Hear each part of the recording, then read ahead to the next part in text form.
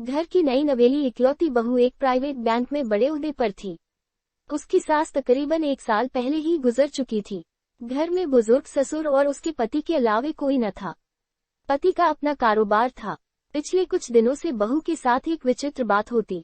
बहू जब जल्दी जल्दी घर का काम निपटा कर ऑफिस के लिए निकलती, ठीक उसी वक्त ससुर उसे आवाज देते और कहते, बहू मेरा चश्मा साफ कर मुझे देती जा।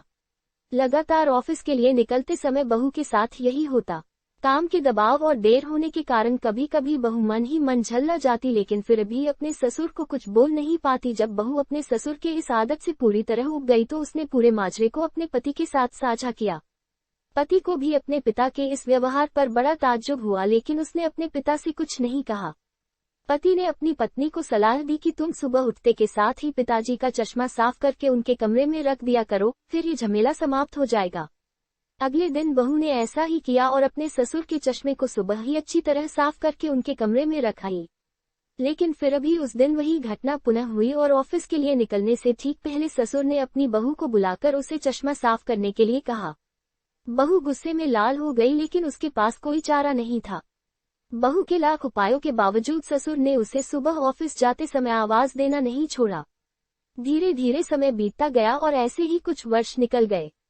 अब बहू पहले से कुछ बदल चुकी थी। धीरे धीरे उसने अपने ससुर की बातों को नजरअंदाज करना शुरू कर दिया और फिर ऐसा भी वक्त चला आया जब बहू अपने ससुर को बिल्कुल अनसुना करने लगी।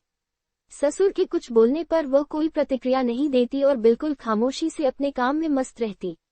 गुजरते वक्त के साथ ही एक दिन बेचारे बुजुर्ग ससुर भी गुजर गए। समय का पहिया कहाँ रुकने वाला था, वो घूमता रहा। छुट्टी का एक दिन था। अचानक बहू के मन में घर की साफ सफाई का ख्याल आया।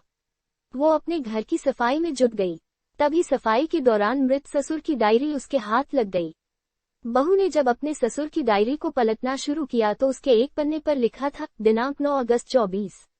आज के इस भागदौड़ और बेहद तनाव व संघर्ष भरी जिंदगी में घर से निकलते समय बच्चे अक्सर बड़ों का आशीर्वाद लेना भूल जाते हैं, जबकि बुजुर्गों का यही आशीर्वाद मुश्किल समय में उनके लिए ढाल का काम करता है। बस इसलिए जब तुम चश्मा साफ कर मुझे देने के लिए झुकती थी तो मैं मन ही मन अपना हाथ तुम्हारे सिर पर रख देता था, क्योंकि मरने से पहले तुम्हारी सास ने मुझे कहा था कि बहू को अपनी बेटी की तरह प्यार से रखना और उसे ये कभी भी मत महसूस होने देना कि वो अपने ससुराल में है और हम उसके माँ बाप नहीं हैं। उसकी छोटी मोटी गलतियों को उसकी नादानी समझकर माफ कर देना। वैसे मेरा आशीष सदा तुम्हारे साथ है बेटा। डायरी पढ़कर बहू फूट फूट कर रोने लगी।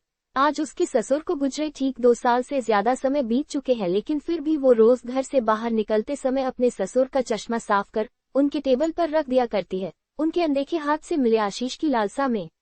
जीवन में हम रिश्तों का महत्व महसूस नहीं करते हैं, चाहे वो किसी से भी हो, कैसे भी हो, और जब तक महसूस करते हैं तब तक वह हमसे बहुत दूर जा चुके होते हैं। रिश्तों के महत्व को समझें और उनको सहेज कर रखें folded hands. Like, share and subscribe. Don't forget to press bell icon. Thanks for watching.